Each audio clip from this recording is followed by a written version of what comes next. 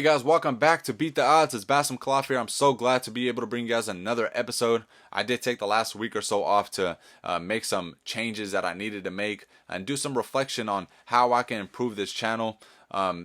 As you guys can see, I got a complete new setup behind me that I'm going to be just changing up a little bit as day by day progresses. Before we get started, I just want to say thank you guys for continuing to support me. Please don't forget to like and subscribe and share my channel. It really means a lot to me, guys. So without further ado, let's go ahead and get some sports talk. MLB, it's been so unfortunate to see these corona cases spiking with the Marlins, Phillies, and the Cardinals, and we're hearing these rumors about these players still going out to clubs, and that's how they're contracting the virus. It's like, come on, guys. We've been so lucky to have some kind of, sense of normal life, but, with these players going out and partying and getting the COVID cases and passing it on to other teams, that's just totally not cool. It's affecting the way the MLB commissioner is looking at the season. You might have to shut it down. We'll see how news progresses as we head into later in the season. I think it's only been about 12 games so far, so we'll see what happens with the MLB. In terms of the NBA, they're doing a phenomenal job. I think it's 3 or 4 weeks straight without one single corona case inside the bubble, so kudos to Commissioner Silver. He's been able to do a phenomenal job there. I know I'm supposed to be doing my ratings for the first, second, and third seed. Unfortunately, I've been unable to get to that, but I did think about it for a second. I said it's probably best I slow down a little bit with my ratings because we can see the regular season is much different than the playoffs right now. Unfortunate for the Pacers, for example, they lost Domantas Sabonis for the rest of the season. So if I had a chance to take my rating back and tweak it a little bit for the Pacers, I would, but I can't do that. So that's why I'm going to slow down with my ratings for the top tier teams. I'm going to wait until maybe a week or so before the playoffs start so I can see how their lineup is going to look, how they played in the regular season, and just go based off that. So thank you guys for being so patient with me in terms of that. Today's topic is just going to be short. I'm going to talk about Zion Williamson and the New Orleans Pelicans.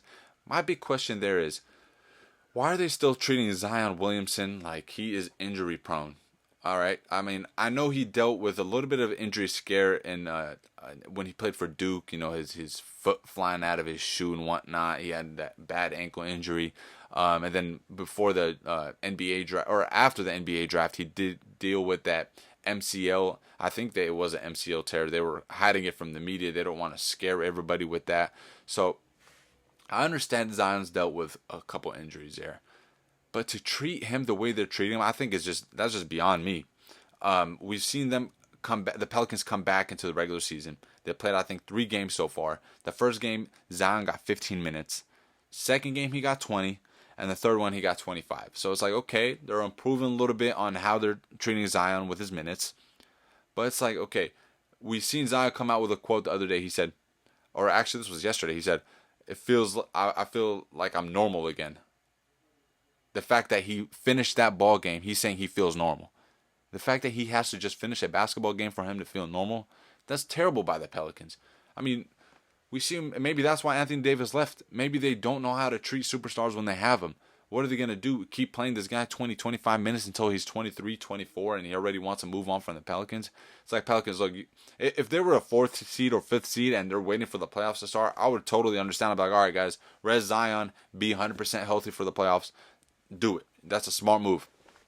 But to be sitting in the 9th seed, or I think they're 10th seed right now, and the NBA is trying so hard to get the Pelicans into the playoffs. They set them up with 2 games against the Memphis Grizzlies, which already played 1, and they got the win.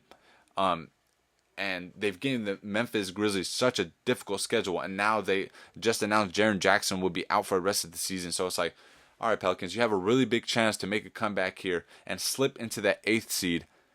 If I'm the Pelicans, I'm taking full advantage of having a healthy Zion. I mean, every time I watch this guy on the floor, all those games he's played, he's literally maybe missing 1 or 2 shots out of 8 shots in the game. He's going 5 for 6, 6 for 7, 8 for 9, putting up crazy numbers in the short span that he's in the game.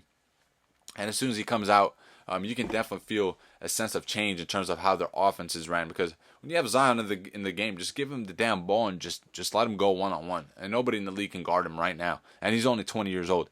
I understand they're trying to be cautious. We've seen what happened to former number one picks that had to deal with injuries, like Greg Oden, for example. His career was cut short, played 3 or 4 years, tried to come back later in his life, but that didn't work out. So I understand them being cautious, but when you're fighting for the 8th spot in the playoffs right now, and how all the eyes are on the NBA right now, put the guy in the damn game.